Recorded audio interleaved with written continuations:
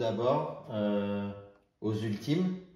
Le premier est rentré ce matin dans le poteau noir. On voit là déjà un petit recalage à l'ouest pour éviter une grosse zone nuageuse, alors que les autres foncent maintenant vers le poteau noir qui vont atteindre dans la soirée.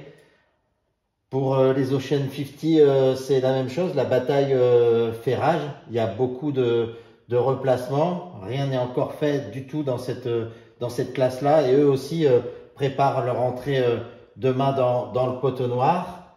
Et puis c'est vraiment la bagarre à tous les étages. Chez les IMOCA, Apivia est revenu aussi au contact de Charal, de Link Out.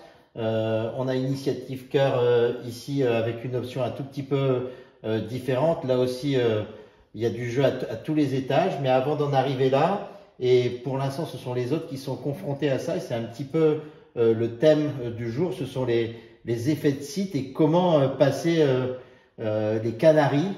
C'est très compliqué entre les zones de vent et les zones de dévent, les zones de tampons.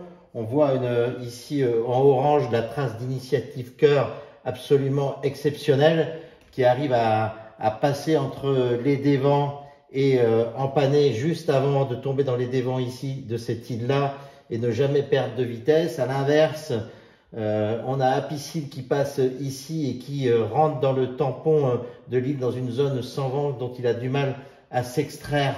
Ça, c'était ce matin.